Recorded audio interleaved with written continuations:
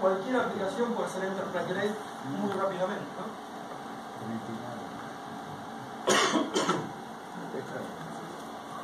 Bueno, la idea es, Azure obviamente es una plataforma.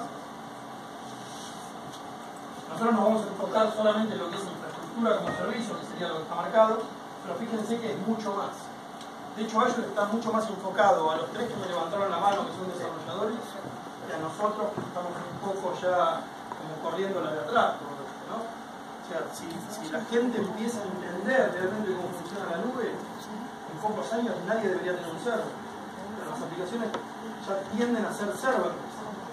Entonces, ¿qué sentido tiene que yo administre un montón de equipos, reporting, VPNs, si puedo tener código corriendo en lugares abstractos que da el mismo servicio, que me cobra por transacción, que me cobra por hora de uso? No tiene sentido seguir en infraestructura. Es algo legacy que vamos a seguir arrastrando por varios años más, ¿sí? Pero la realidad es que hoy el mundo está fuera de lo amarillo. La realidad es esa, el mundo es de los tres que levantaron la mano y van a tener que empezar a pensar cómo hacen esas aplicaciones. Para no depender de la infraestructura y de nosotros ver cómo hacemos para avanzar en esto y salir de infraestructura para empezar a facilitar ese tipo de arquitectura, ¿no? Pero bueno, el futuro todavía no llegó, la infraestructura nos sigue dando de comer, así que hoy vamos a hablar de todo eso se refiere al virtual público. Sí. No por eso tiene que desaparecer, a menos que no puedes hablar de nube privada. Sí. Es un tema de opinión. Si vos me pedís mi opinión, en 10 años no va a haber más nubes privadas. Porque ya está, ya es más barato tenerlo público, llegás a más gente, tenés más. Para que te des una idea, el data center de Azure se alimenta de una represa hidroeléctrica. Y si la represa falla, se conecta a la luz normal. Está como seguridad por ese lado, Entonces, seguridad física, seguridad. Me preocupa dónde están las cosas. Bueno, por eso, es un tema de. Azure tiene, por ejemplo, en Estados Unidos una nube para gobierno que es solo para gobierno. En Alemania tenés un data center que depende de la telefónica alemana. ¿Por qué está en Alemania? Alemania es el país más hostil en lo que tiene que ver con datos personales. Entonces, si a vos te preocupa que el gobierno de Estados Unidos tenga tus datos, los llevas a Alemania, te puede preocupar el de Alemania, pero seguramente sea menos que el de Estados Unidos. Y después que la tecnología te permite blindarte contra eso. Vos en Azure podés tener BitLocker para encriptar los discos de tus máquinas. Podés tener un Key Store para guardar tus claves privadas, donde vos llevas tu propia clave. O sea, tenés un montón de tecnología para hacer que, si bien esté en una nube pública, el dato no sea accesible por nadie salvo por vos. ¿No? Entonces, estamos viendo el inicio de. Si lo pensás a futuro, las empresas ya nacen en la nube. Una empresa que nace hoy nace en la nube. Entonces, las grandes probablemente sean las que arrastren y sigan con esta movida de la infra. Pero ya, de hecho, Arcor anunció hace una semana muda todo su data center a la nube. Y es una de las principales empresas argentinas. 100% la nube. Sí, pero era muy confiado. Bueno, por eso. Pero estamos en una primera etapa. Pensar que acá a 10 años va a haber un cambio. Tal vez no, tal vez volvamos a. El mainframe ya pasó, se murió y volvió a nacer, ¿no? Bueno, la gente migra a esta plataforma, pero no es tan consciente o confía demasiado en limpiar todo lo que es información. Mira, yo confío más en el tipo que administra esto que en el administrador de 20 años que capaz que por tirotearse una secretaria se da permiso sobre eso. Pero bueno, son. Mirá que en la represa hay mucho tiempo solo también. Ahí te la empato. Pero no, perdés la individualidad. O sea, vos sos un bit en una nube inmensa de cosas que nadie sabe qué cosa. Claro. Realmente es imposible targetearte en esa nube desde ese punto, de decir yo quiero ver el buzón o yo quiero ver. Sos uno más, sos un disco más, sos un proceso más. O sea, no tenés ese riesgo. Existen otros riesgos, sí, seguramente. De hecho, Argentina por ahora lo prohíbe, la ley de datos personales prohíbe que los datos estén afuera. Bueno, la consulta, ¿qué es lo que me preocupa es que están llevando a necesitar para ahí depende. Nosotros tenemos todo en la nube. Tenemos CRM, tenemos el sistema de gestión, todo 100% en la nube. El CRM es web, no me consume ancho de banda, y lo otro es un RDP, y la verdad que con 1 mega dedicado a eso estamos más que bien. Sí, sí. Una pregunta un poco más básica relacionada a eso. Para aplicaciones que necesitan mucho ancho de banda, por ejemplo, un deploy de productos dentro de una máquina, un Windows y demás. Bueno, ahí todavía en Argentina no estamos listos para eso. Nuestros anchos de banda son bastante deplorables. Y otra pregunta, justo con lo que dijiste, el área es data, o sea, nosotros no podemos sacar información afuera, yo no puedo tener, por ejemplo, un maestro de clientes o eso lo tenés que registrar dentro de... Es medio border. ¿Me estás filmando? Sí. Es medio border eso. La ley no dice que no podés, pero tampoco dice que podés. Entonces, queda sujeto al auditor, hay entidades financieras que tienen los datos afuera. Y el BSRA tiene una norma específica que dice, bueno, te lo observo, pero no te lo prohíbo. Entonces, es border. Europa acaba de firmar la ley de datos personales, no pone objeciones a la nube, sí pone objeciones a cómo se traten los datos, que es mucho más importante. Entonces, si vos manejás datos de personas europeas, vas a tener que tener un custodio de datos, vas a tener que tener un proceso claro de manejo, de destrucción, de revisión, que ahí es donde está, ¿no? No importa dónde esté el dato, sino cómo lo manejo. Vos podés tenerlo cerrado en tu caja, en el lugar más seguro del mundo, y después lo imprimís y lo tirás a la basura y sos igual de gil que si lo hubiese dejado abierto. Todo está en el proceso, no importa dónde corre ese dato. Hay gente que todavía no lo cree, hay gente que le tiene desconfianza, y la comparto en cierto punto. Pero la verdad es que no va a quedar mucho para que la dejemos abajo. No tiene sentido. Pero bueno, la idea de IaaS, al igual que si lo hiciéramos en un data center propio, tenemos que mirar 3 cosas: poder de cómputo, storage y network. ¿Sí? Y después algo de management que en Azure vamos a tener. Piénsenlo de la misma manera que si lo pensaran cuando van a abrir una oficina, ¿sí? O sea, mucha gente empieza con Azure y te dice, no, sí, creé la red y creó una barra 28 para 5 equipos, los apiñó, no, sí voy a tener 3 equipitos nada más. Casi que son gratis.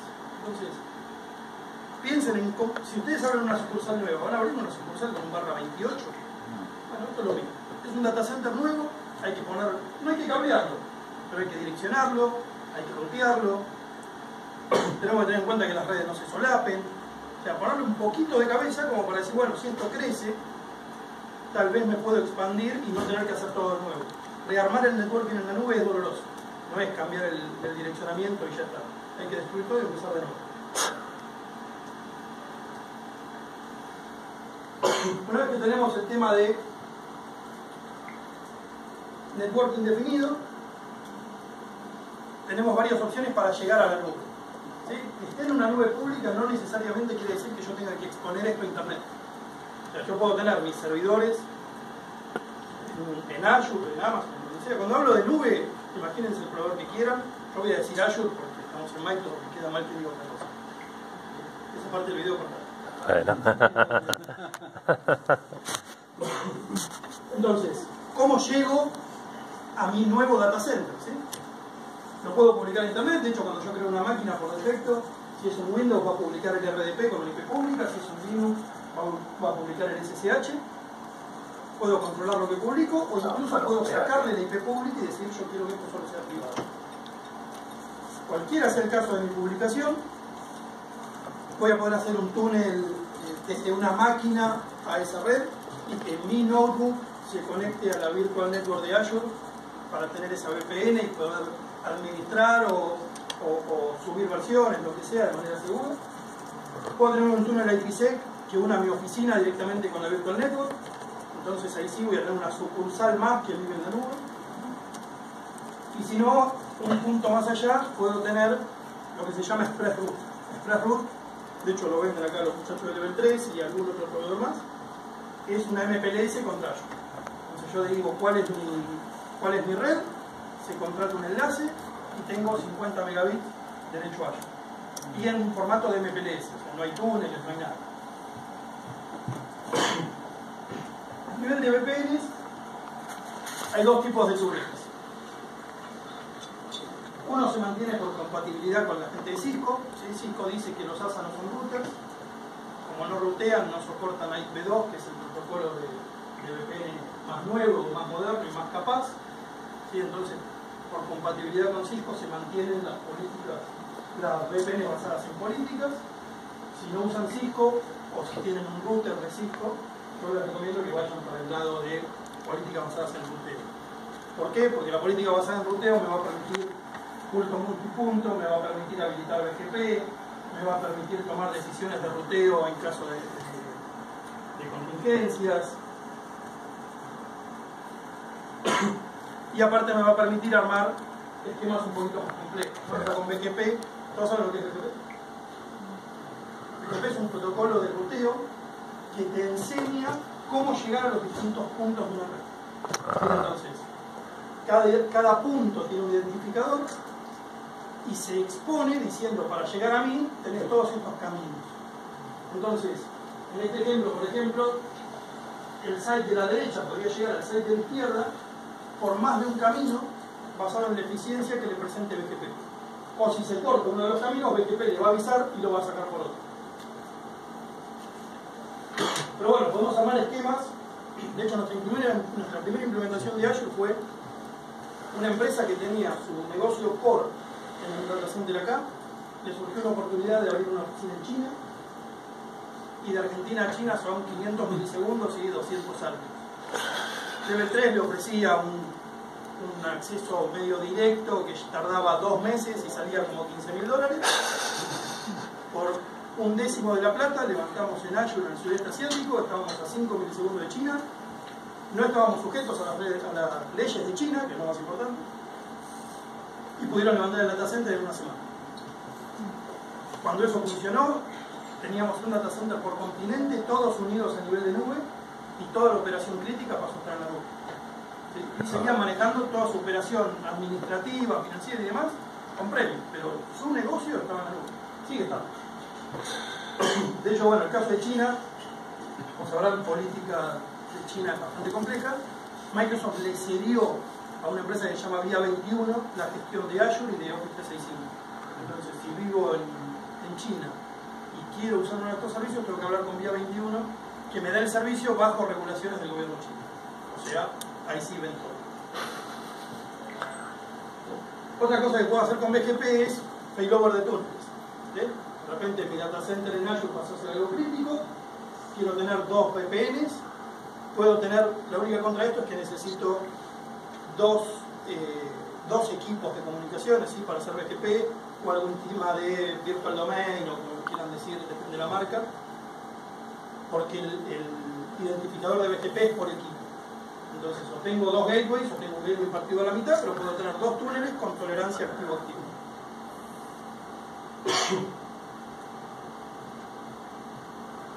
Y algo muy interesante es la capacidad de hacer peering. Peering es como una VPN, pero por el backbone de Azure.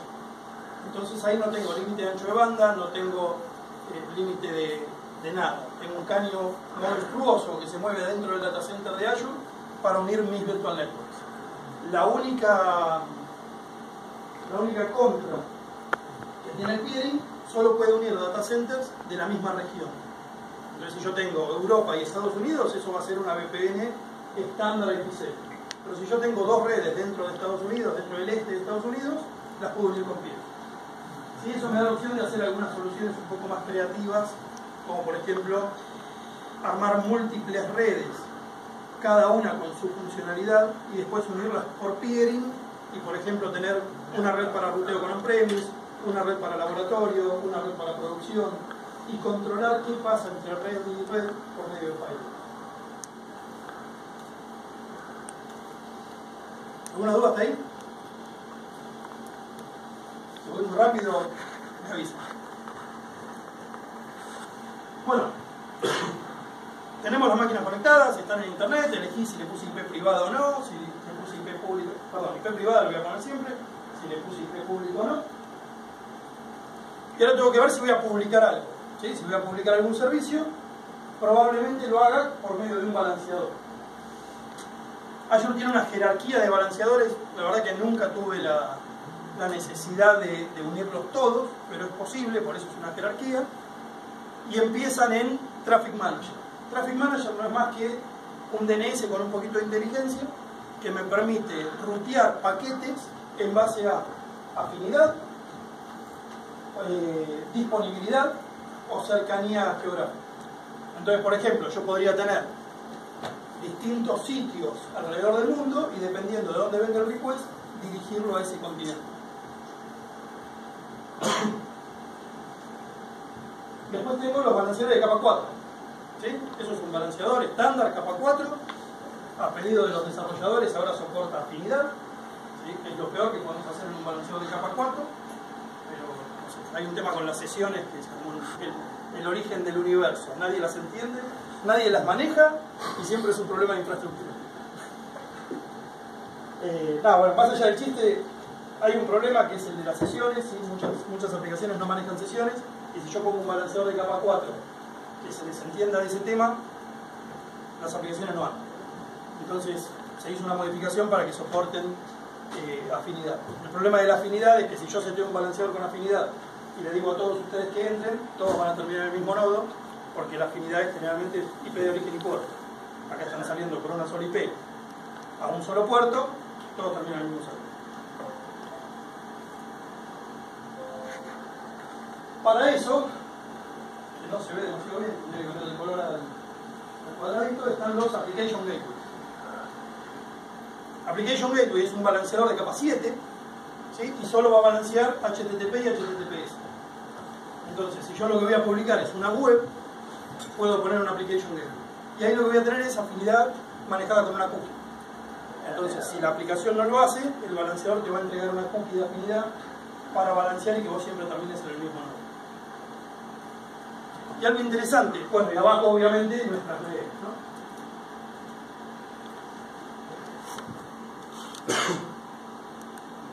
El lado Application Gateway tiene varias cosas interesantes. Una es la terminación de SSL. O sea, mi conexión SSL va a terminar en el Application Gateway y de ahí se va a dar vuelta y va a presentar. Eso me permite, por ejemplo, si yo tengo una granja grande de servidores y salen estos ataques, ahora hace rato que nos dejaron tranquilos, pero el año pasado fueron 6 meses que voltearon SSL 3, después voltearon SSL 2, después voltearon uno de los TLS, vulnerabilidad tras vulnerabilidad durante 6 meses. Entonces, y cada vez que hay que cambiar eso es entrar, tocar el registro, si es un Apache, entrar y tocar la configuración de Apache, reiniciar todo. Alguno me hubiera preocupado como yo no lo hice, la puta que lo parió. El que no lo hizo, hágalo porque no es joder. Básicamente hoy podemos usar TLS versión 1 y 1.2. Al terminar la VPN ahí, perdón, el SSL ahí, Microsoft se ocupa de eso. Sale una vulnerabilidad nueva, la mata a nivel de balanceador, ningún protocolo ni cifrado sensible va a pasar para los web servers. Otro tema es bueno, ya lo dije, la sesión. Otra cosa muy interesante es el ruteo basado en URL. ¿Sí? Yo puedo tener un balanceador y dependiendo de la URL que reciba, entregar a distintas granjas de servidores. ¿Sí? Y eso puede ser por URL o por ruta. Entonces yo podría decir, el barra imágenes, tirarlo a este web server o a este storage account o lo que sea. Y el barra noticias, tirarlo a este otro. Entonces puedo tener granjas más chicas, ¿sí? Que se ocupen de funciones específicas y manejarlo todo en el pedido. Bueno, y obviamente todo esto va a loguear, después vamos a ver un poquito en Log Analytics, que es una funcionalidad de Azure que me permite consolidar todos los logs y tener un único punto de reconexión. Bueno, y algo importante, al ser un balanceador de capa 7, voy a tener pruebas de salud, ¿no? Entonces solamente le voy a tirar tráfico a algo que yo sepa que está vivo. Una evolución del Application Gateway es el Web Application Firewall. ¿Sí? Básicamente es lo mismo, pero le mete una capa de seguridad. Y Microsoft nos garantiza que siempre va a estar arriba de las 10 vulnerabilidades de la Open Web Application Security Project. ¿sí? Que es una asociación open source que cataloga y rankea cuáles son las vulnerabilidades que están más disponibles en Internet, y Microsoft siempre garantiza que el top 10 están cubiertas por WAF. Y después, obviamente, esto se agrega al Application Gateway, así que voy a tener todas las funcionalidades adicionales.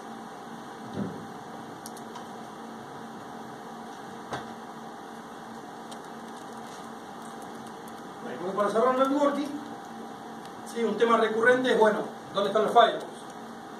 ¿Sí? Tengo dos maneras de encargar el tema firewall en la nube.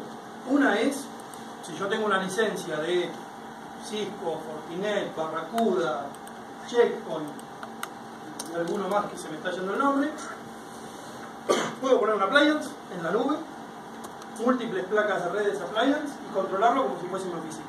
Entonces tengo un firewall, ese firewall tiene interfaces y yo controlo el firewall como si estuviese on-premise. Obviamente a un costo.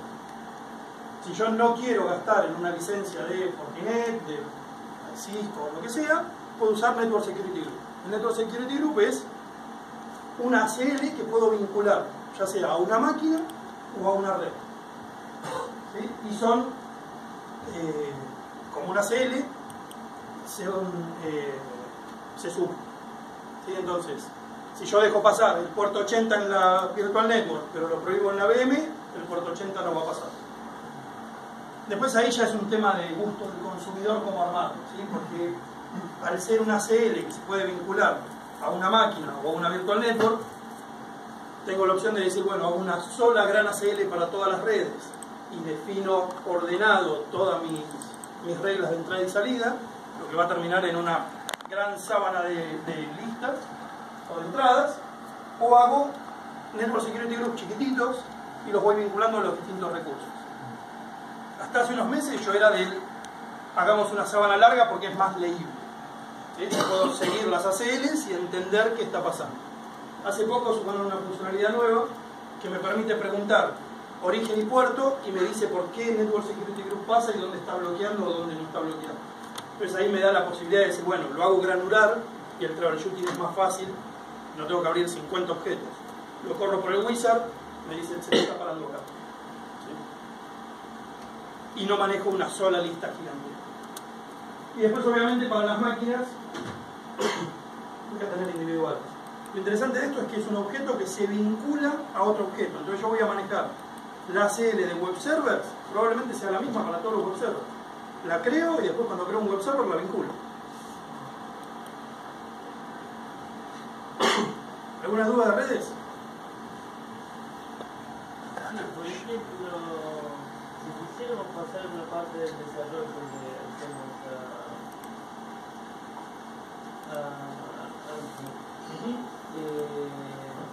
pero tenemos un 125 milisegundos hacia la velocidad. Sí. Ahora un poquito.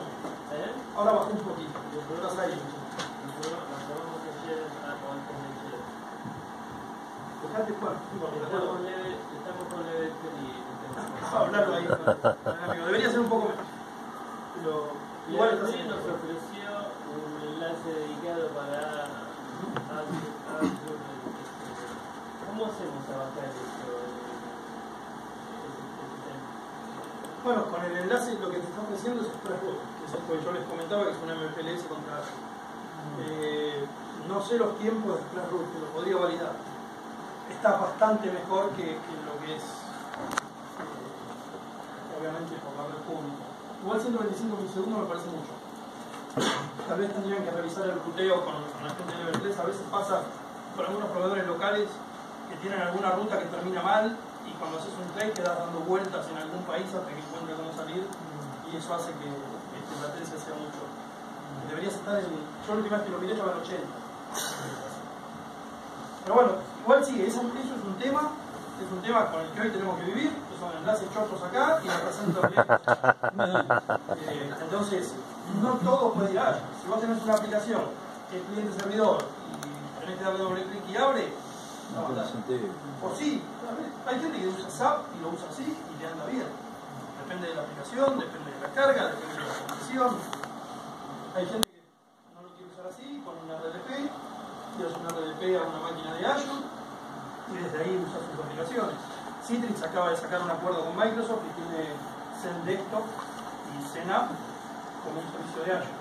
Todo directamente lo levantás y te conectás a un servidor que está en Azure o a una Windows 10 que está en Azure y ese es tu entorno de trabajo. Cuestiones de Estados Unidos podría estar como sitio de contingencia de región oeste para facilitar por ejemplo, el transporte. ¿Dónde almacenaríamos? Viene con esto también, ¿no? De los cuidados. Una base de datos de SQL Server en la costa este y el sitio de Always On en la oeste. Y es una versión estándar que ofrece justamente a muy bajo costo también un sitio de contingencia en el otro extremo. ¿Cómo idearías las redes básicamente para poder facilitar tanto el transporte del backup o... Vos no estás usando plataforma, estás usando infraestructura. Claro. Sí, tal vez yo no lo haría este y oeste, lo haría Brasil este, que son los dos más rápidos. A ver, una vez que estás en Azure, te da absolutamente igual si estás en China, acá o... porque esa red anda bien. De hecho, nosotros tenemos un cliente que tiene la página web en Amazon, la base de datos en Azure y se conecta por internet y anda. O sea, no es un problema una vez que estás en la nube. El tema es llegar. Si vos te vas al oeste y haces un failover, vas a tener 200 y pico de milisegundos y probablemente tu aplicación no ande bien si necesitas accederla desde la oficina. Si es una aplicación que solo vive en la nube, es lo mismo. Si yo lo haría Brasil contra Estados Unidos, que son los dos data centers más cercanos. Y ahí podés armar una VPN entre el este de Estados Unidos y Brasil, y después una VPN entre Brasil y tu oficina, el este y tu oficina, y manejar ese failover. De hecho, ahora ya se puede hacer, hay una funcionalidad que se llama Azure Site Recovery, que te permite replicar la máquina. Azure Site Recovery me permite instalar un agente, si es Hyper-V de manera nativa, replico mi máquina virtual a Azure y queda como en espera. Si es VMware, tengo que instalar un servidor que haga la conversión entre lo que es VMware y Azure. Lo mismo si es una máquina física, pero voy a tener replicada en tiempo real mi máquina on-premise contra Azure con la posibilidad de hacer un failover. Hace poquito sumaron esa funcionalidad de Azure a Azure. Entonces, en vez de hacer Always On, tal vez puedas decir, listo, replico todo. O podés mezclarlo y decir, bueno, hago Always On para la base, pero si es, poner que es una web y una base. Hago Always On para la base, para tener hasta el último minuto, y hago Site Recovery de los web servers. Si tengo que hacer el failover, hago el failover de los web servers, y desde el mismo Site Recovery puedo orquestar el failover de la base. Entonces, le digo a la base que haga failover, traigo los web servers y salgo andando. Y todo eso es scripteado.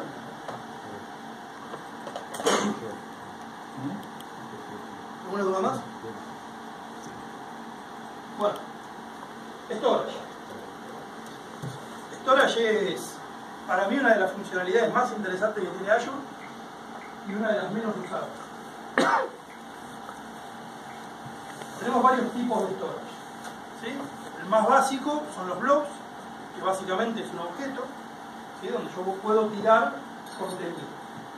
Lo interesante de esto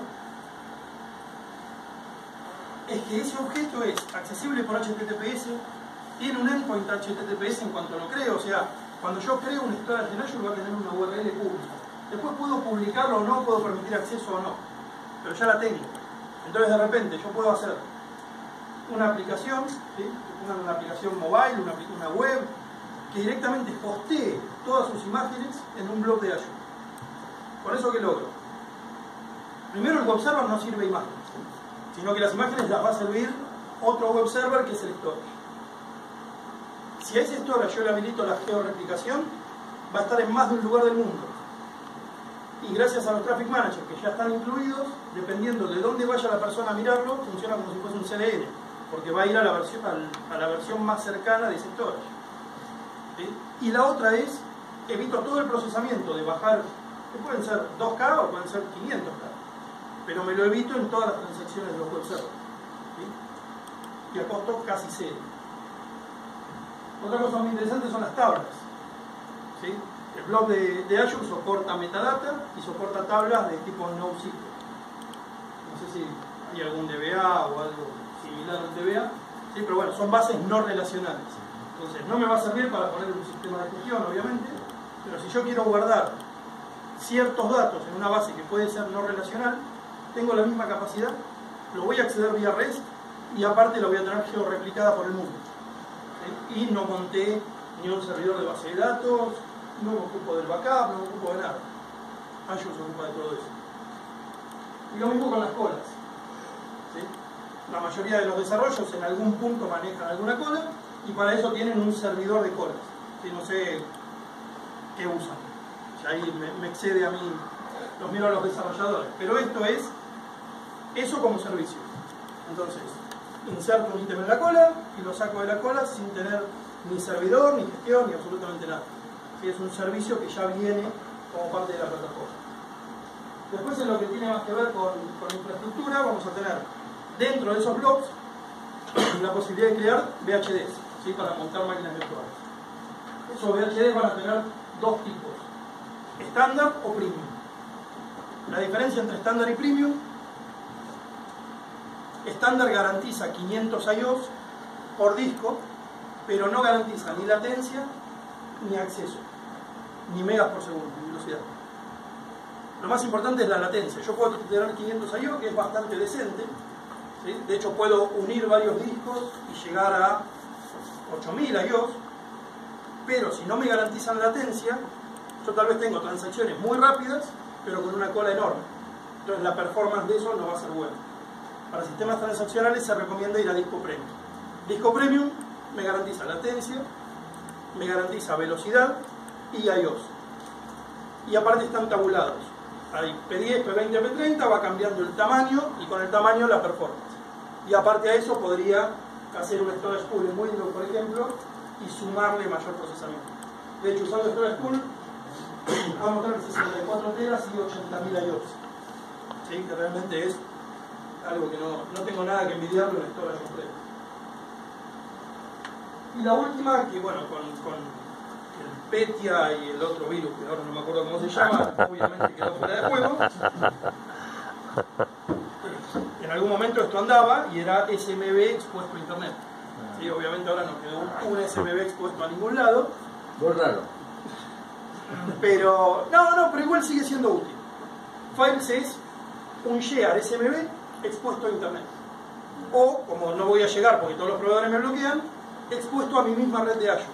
Entonces, por ejemplo, si yo tengo que tener un repositorio de imágenes desde donde todos los web servers van a tomar una imagen, yo podría montarlo en Files, montar eso como una unidad en cada web server y que cada web server tome las imágenes de ahí. ¿Sí? O si uso, no sé, de repente uso containers y quiero que tomen la última versión del código, puedo montar el Files y decirle tu repositorio de código está acá. ¿Sí? Si no quiero usar un GitHub, si no quiero usar algún repositorio comercial. Es algo interesante, a partir de estos últimos virus queda un poco complicado lo que se usa. Pero bueno, nos vamos a basar en lo que es infraestructura, obviamente, en blogs, discos y files. ¿Alguna duda de storage? Entonces, cortito.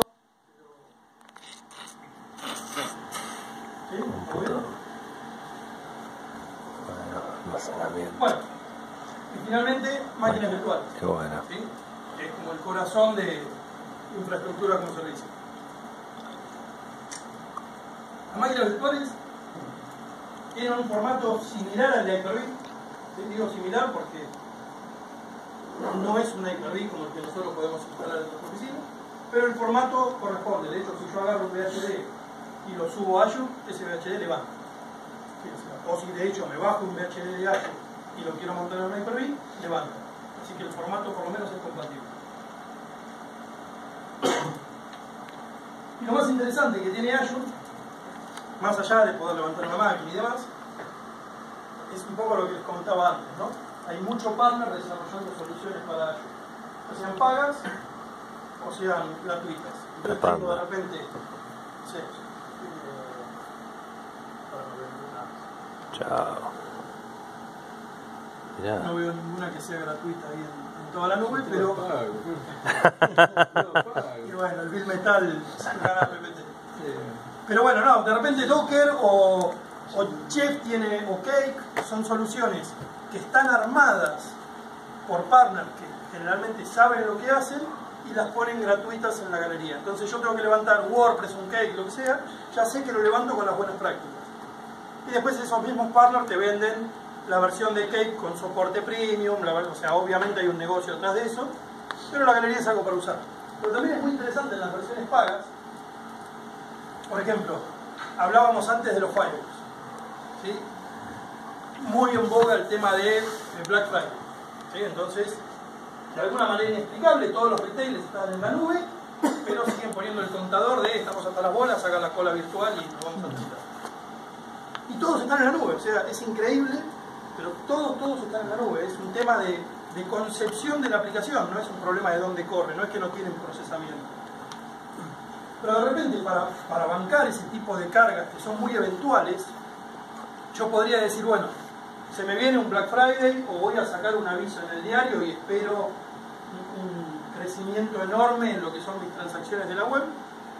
Puedo decir, bueno, contrato un Barracuda, lo pago por hora, ¿sí? No pago mi licencia, sino que pago por hora, pongo un Barracuda delante de mis web servers, hago el análisis de seguridad, hago el balanceo de carga, todo con algo que sé que es robusto, termina la promoción, lo apago y pagué solamente lo que necesité de ese servicio premium, ¿sí? Para atender la demanda. Terminé de usarlo, lo apagué, lo destruí y dejé de pagarlo. ¿Sí? No me quedo con una licencia perpetua, no me quedo con una caja instalada en el datacenter. Entonces, esas son las cosas que la nube me permite, que antes eran muy difíciles. O sea, de hecho, Amazon nació para bancar el Black Friday. O sea, AWS como nube nace porque Amazon como retail necesitaba mucho procesamiento para bancar Navidad y Black Friday y algunas fiestas más que tienen ellos, y después el resto del año estaba todo ocioso y alguien dijo, bueno, usemos esta capacidad ociosa, vendámosla, ¿sí? Y así nace AWS.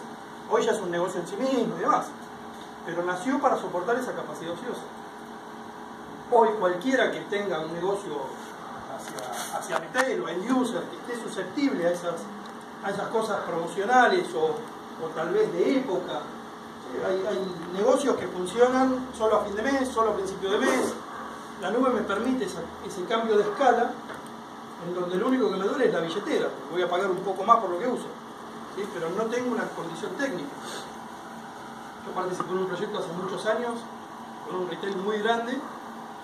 La página estuvo levantada 15 minutos. No había manera de bancar la carga, o sea, los tipos, era todo publicidad en todos lados y decíamos, mirá, esto va a bancar hasta cierto punto. 15 minutos explotó.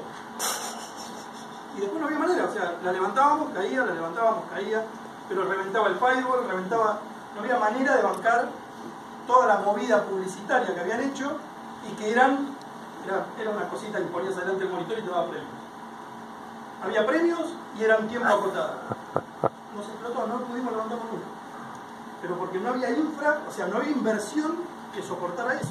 Y si hacíamos la inversión, después iba a quedar tirada para una promoción que iba a durar tal vez una semana. Hoy la nube me permite hacer ese tipo de cosas y después no quedarme con una pared entera de fierro. Bueno, a nivel de SLAs, hay un concepto que es el de Availability Group, ahora vamos a entrar en detalle.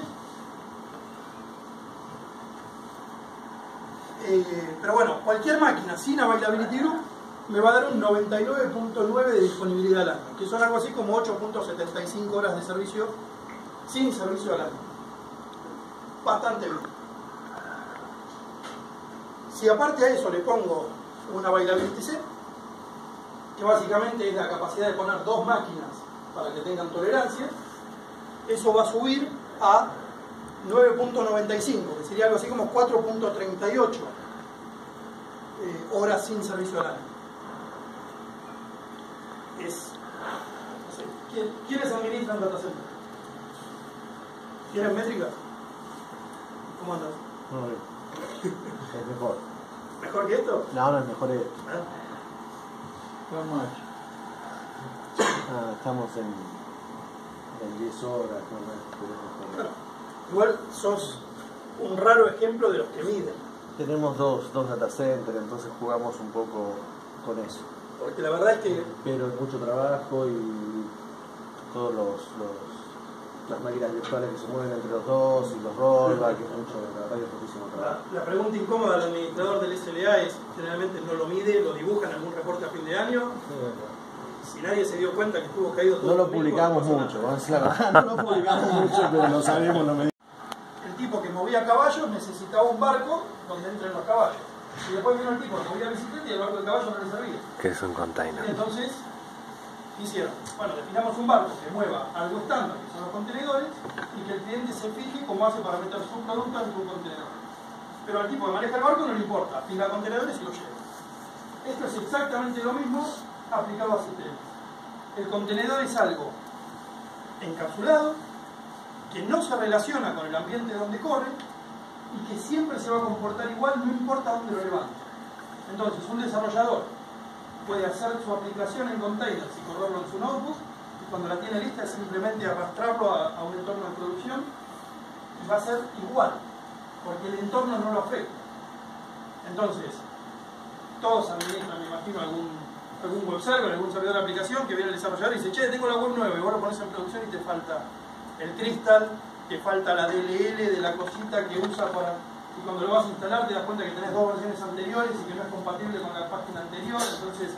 Y ahí empiezan los silos en donde decís, bueno, no, esto tiene Office 2007 porque usan una DLL de Office 2007, esto tiene Office 2016, esto tiene Crystal...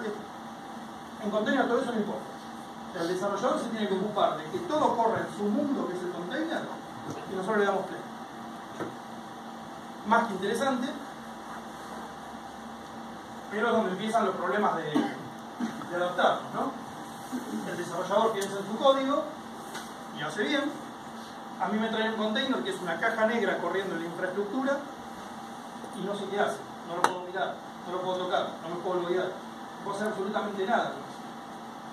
Y el desarrollador es el que tiene que decir, bueno, te expongo el puerto de monitoreo, o te instalo o te preinstalo un agente de monitoreo, porque si no estoy totalmente ciego adentro de ese punto en la infraestructura. ¿Sí? Para desarrollar, de hecho, es una cosa genial, porque quiero probar. Acá, de hecho, bueno, hay un ejemplo de bases de datos. Nunca pondré una base de datos en container, no tiene sentido, ¿no? O sea, el container es, si vamos a nivel de abstracción y de eficiencia, lo más eficiente que puede correr una máquina, ¿qué es? Un proceso. Lo más chico. ¿Sí? Lo más chico que yo puedo correr y más eficiente es un proceso. ¿Cuál es el problema que tiene el proceso? Comparte el espacio de memoria con un montón de otros procesos.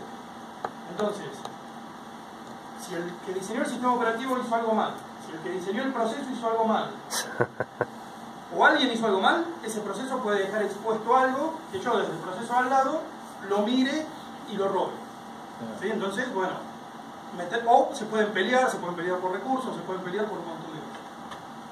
Entonces, que eso era lo que hacíamos hace 15 años tal vez, o 15, 10 años, antes de la virtualización. Yo tenía un server que era donde corría todo. Sí. Y tenía montones de procesos que competían por los recursos. Después vino la virtualización. ¿Sí? Una manera elegante de encapsular procesos, pero con una costra gigantesca. ¿Sí? Porque yo cada vez que levanto una máquina virtual, levanto un kernel, levanto drivers, levanto storage, para tal vez correr un proceso que son 200K en memoria. Y estoy levantando 4 GB o 2 GB mínimo de un sistema operativo. Entonces, logro la aislación, logro un montón de cosas, pero a un costo alto, que es cada vez que quiero levantar uno nuevo, 2 GB de RAM mínimo para empezar a hablar. Si corro algún sistema operativo pensar, tal vez un poco menos, pero el overhead es bastante grande. Se hicieron intentos de compartir kernel en memoria, bueno, el tema de virtualización, ninguno fue del todo fructífero, pero mejoró. El container es lo más parecido a un proceso, pero aislado. Entonces, cuando yo levanto un container, en el sistema operativo lo voy a ver como si fuese un proceso, pero es un proceso que corre contenido por el cliente de Docker o el producto que use. Docker es la marca del container, container es la tecnología. Ya hay otros. Entonces, lo que voy a lograr ahí es, yo necesito una web que corre en Apache o que corre en IIS. Vamos al ejemplo de IIS. Me bajo un Windows Core, ¿sí? De hecho no se llama Core, se llama Windows. Hay un Windows nuevo que es muy chiquitito, que es el que se usa para IoT. No. NanoServer. NanoServer. Levanto un NanoServer, a ese NanoServer le instalo el IIS, ¿sí? Pero lo que voy a tener son capas. Entonces, mi primer capa es el NanoServer que me bajé de Microsoft. Y es de Microsoft. Arriba de eso yo le digo, bueno, a ese NanoServer metele el IIS. Pongo mi capa. Y ese es mi Docker de NanoServer con IIS. Y después puedo decir, bueno, ahora corre el cliente de GitHub, que lo tenés en este repositorio, y baja la web. ¿Sí? Cuando prendo el Docker, lo primero que va a hacer es prender el cliente de Git, bajar la web y escuchar en el IIS. Y va a quedar ahí. Entonces tengo algo que con muy poca memoria va a cumplir una función. ¿Quiero levantar otro? Levanto otro. ¿Quiero levantar 1000? Levanto 1000. Y ahí empiezan los problemas, ¿no? Porque levanto 1000 en mi notebook. Buenísimo, pongo algo que balancee, está todo bien. De repente tengo 20 servers. ¿Cómo controlo qué container corre en qué server y cómo se vincula? Entonces ahí aparecen los gestores. ¿Sí? El más conocido se llama Swarm, hay otro que es DCOS. Son los dos que corren en Azure en un servicio de container. ¿Sí? No es que hablo de container porque me gusta, sino que Azure tiene un servicio que me permite abstraerme y no tener el cliente de container en mi máquina, en mi server, en lo que sea, sino que ya Azure lo levanta por mí y yo simplemente digo prende o apagar. Y cuando lo levanta me da alguno de estos gestores. Y el gestor se va a ocupar de saber qué corre dónde, cómo balanceo la carga, qué prendo, qué apago, cómo escalo, cómo desescalo. ¿Sí? O sea, una plataforma, una cosa central, digamos, de todo lo Sí. Si no, imagínate que tenés miles de procesos corriendo en todos lados. Sí, que no los ves, digamos. Que no los ves, son procesos. Lo podés ver desde una línea de comando que haces docker get y te trae una lista de cosas que están corriendo. Pero no ves más que eso. Y de nuevo, no podés hacer un SSH y conectarte, porque no está. Salvo que el que hizo el container meta el SSH y te permita la conexión, pero eso lo que hace es meter over, entonces nadie lo hace.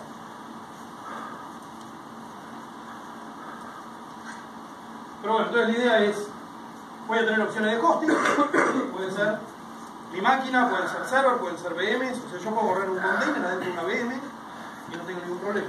O puedo ir directamente a una infraestructura de IaaS en donde corre mi container en algo mágico que lo prende. Igual atrás hay VMs y demás, pero yo eso no lo veo.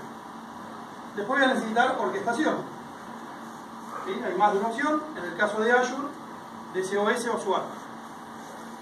La idea de esto es tiro la puntita a los torres, ¿no? Después lean, al que le interese, es un mundo entero. Después, ¿dónde puede correr? Hay containers de Linux, hay containers de Windows, hay containers de Hyper-V. Yo no puedo levantar un kernel de Linux en una máquina con Windows, ¿sí? O viceversa. Entonces, dependiendo qué corra mi container, es lo que voy a necesitar abajo. Y arriba de ese container va a correr código, ¿sí? Solo código. Yo puedo tener un script de Python que levante en un container y haga el garbage collector, ¿sí? O que haga una optimización de base de datos. Y tal vez eso prende una vez por día, una vez por semana, prende, hace su trabajo y se muere. De hecho, el container, si no corre un daemon, si no corre un servicio, nace y se destruye cuando termina su función. ¿Sí? Entonces, si yo corro un script, el container prende, corre el script y muere. Claro. Y ya está. Fue fugaz, hizo lo que tenía que hacer y hasta la próxima vez que corra no va a ocupar ningún tipo de recurso. Pero bueno, esto nos trae un poco a cambiar el paradigma, ¿no? Nosotros hoy, ¿qué teníamos? El server que se llamaba, depende de la empresa, tenía una nomenclatura, o se llama Gandalf, se llama Mordor, o como le quieran poner, y todos sabíamos que tenían, ese es el sequel, que tiene el sistema de gestión, y aparte tiene esto, y el backup está acá, y era mi mascota. Yo sabía qué corría, cómo corría, qué hardware tenía, si estaba en garantía, si no estaba en garantía, dónde estaba en el data center, le ponía una etiqueta, Claro. al NT4 le prendía una vela y decía, por Dios, no te rompas nunca porque estoy en el horno. O sea, y eso está en todos los data centers, no importa lo moderno que sean, siempre hay alguna caja tirada en el fondo que nadie se anima a tocar porque controla algo, que nadie sabe quién lo hizo, cómo lo hizo, pero que mantiene la empresa. Sí, se ríen, pero hay más de una empresa que depende de una máquina Pentium 4 con una placa de PLC llena de polvo. Sí, me ha pasado eso. Y estamos cambiando a un esquema más de ganado, ¿no? En donde a mí no me interesa. Yo levanto, ya sea container, sea un scale set, lo que levante no tiene identidad. Prende y cumple una función. Y los desarrollos son cada vez más orientados a esta cosa de, o sea, ya no son monolíticos, sino que son bien específicos a su función. Entonces no tiene sentido que yo tenga una aplicación que en el mismo server tenga la web, tenga el application, tenga las colas y tenga el web server. No, cada uno tiene su función. El día que el desarrollador mete mano en esa aplicación monolítica, probablemente explote por otro lado. Es lo que pasa siempre. Che, buenísimo, ahora anda lo que no andaba, pero dejaron de andar todas estas cosas. En una aplicación que está más separada en compartimientos, hoy estoy mal con las palabras, por eso tiene un nombre, pero no. Estoy mal con las palabras. No tengo esa dependencia. Yo digo, bueno, tengo que hacer una actualización de la base de datos, toco solo la base de datos. Tengo que hacer una actualización en el application, toco solo, o en la capa de acceso a datos, toco solo los servidores que afectan a eso. Y ese servidor tal vez es un servicio que corre en un container y le pega a una base de datos que está corriendo en plataforma y accede a un web server que está corriendo en plataforma pero que saca los datos de un storage account. Entonces empiezo a tener, ¿sí?, un montón de cosas que están diseminadas por la nube. Y cuanto más me meto en la nube, más pasa. Porque después, che, mira, tengo que sacar un reporte, pero no tengo integration service. Bueno, no importa, armamos algo, lo corro en Azure Functions, que son funciones que corren sin server, tiro el código y te mando el reporte por mail. Listo, y es un modulito más que nació y que es independiente y que si no anda es eso lo que no anda y no va a afectar a lo otro. Entonces, cada vez se ve esto de está más diseminado, con menos importancia cada uno de los roles, y aparte, obviamente, cada vez menos identificado. Yo no tengo un web server, tengo 10, que tal vez hacen lo mismo, ¿sí? Y prefiero tener 10 web servers con 200 MB de RAM antes de tener uno con 8 GB. Porque si se me rompe ese uno, estoy en bolas. O si tengo que parchar, es toda una historia parchar, porque no, tengo que apagar y la baja de servicio. Si tengo 10, parcheo de a uno, voy reiniciando, valido que esté bien y sigo parchando. O lo pruebo en desarrollo e invierto los roles. O sea, es mucho más dinámico. Entonces este esquema de ganado como que tiene ciertas cosas interesantes. Un poco de nostalgia, pero... Bueno, me pasó. Y como para cerrar, algo importante, ¿sí? Lo que preguntabas vos. Vos en Azure tenés una suscripción. Vos sos dueño de una suscripción. Esa suscripción representa plata en algún formato comercial que no es el objeto de esta charla. Pero lo que vas a tener es plata dentro de una suscripción. En esa suscripción vos vas a poder crear lo que se llaman grupos de recursos. Y esos grupos de recursos van a contener recursos. Y los recursos pueden ser un disco, una máquina, una base, lo que vos quieras. El principal problema que tenemos acá es, yo te doy acceso a mi suscripción de Azure y somos pares. O sea, vos sos administrador y yo soy administrador. Cosa que nunca funciona bien. Entonces para eso hay un esquema basado en roles, ¿sí? En donde el dueño de la suscripción es el dueño de la pelota y todo el resto depende de ese administrador. Y ese administrador es el que dice, vos sos el DBA, vas a tocar solamente los recursos que tengan que ver con la base de datos. O solamente vas a poder reiniciar los servidores de base de datos, pero no te voy a permitir ni crear, ni tomar, ni agrandar, ni achicar. Te dejo prender, apagar y conectarte por RDP. O no te dejo nada y te digo el servidor se llama así, conectate y es mágico cómo funciona, es un camino. ¿Sí? O sea, cada uno va a elegir su modelo de administración. Pero lo bueno es que basado en roles, yo puedo ir hasta el nivel del recurso. Yo te puedo dar acceso a una base de datos, pero no a otra. O te... De cierta forma ve algo del contenedor, como para mirar esos roles.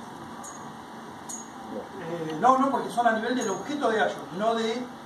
O sea, esto te va a afectar a nivel de consola de Azure. Cuando vos te logueás, vas a ver lo que tenés permiso para ver. ¿Sí? Pero el contenido de eso después tiene sus permisos. O sea, si yo te doy acceso a la base de datos, pero no te doy un usuario para accederla... Pensé de forma gradual bajaba hacia el contenedor, ¿no? Nunca el contenido. El contenido tiene un usuario que setías vos. Y eso es tuyo. Bueno, y como para cerrar, lo que engloba un poco todo este tema de infraestructura, hay una capa de management. Comercialmente se llama Operation Management Suite. ¿Sí? Pero básicamente son 4 productos muy interesantes. Uno es Log Analytics. Log Analytics es un repositorio donde yo puedo mandar todos mis logs, ya sean de Azure u on-premise. De hecho, nosotros en la oficina mantenemos todavía un firewall, algún servidor con un domain controller, y un syslog que levanta todos los logs de los equipos de comunicaciones y los sube a Log Analytics. Agentes que tengo instalado en el hipervisor y en el domain controller para subir todos los logs a Log Analytics. Y todas las máquinas de Azure loguean acá. Entonces tengo un punto central a donde tengo todos mis eventos de seguridad, a donde tengo todos mis eventos de redes, y lo puedo consultar desde un solo punto. Es un SIEM en la nube. Lo bueno de esto es que pago por allí usado. Entonces, de nuevo, voy a retener lo que necesite o lo que me dé el bolsillo por mes. ¿Sí? Pero no es un tema de infraestructura lo que puedo retener. Otro tema interesante es Backup and Recovery, algo hablamos, con el servicio de backup o de Site Recovery, que es este tema de poder hacer un failover a la nube. Automatización, hay un motor de orquestación, ¿sí?, que me permite correr PowerShell en un schedule basado en un webhook. Entonces yo puedo tener algo que corra todas las mañanas y corra una acción, o que de repente el programador dijo, cuando toques este botón, automatizar alguna tarea. ¿Sí? Eso le manda un webhook al automation y hace que corra algo en la plataforma directamente.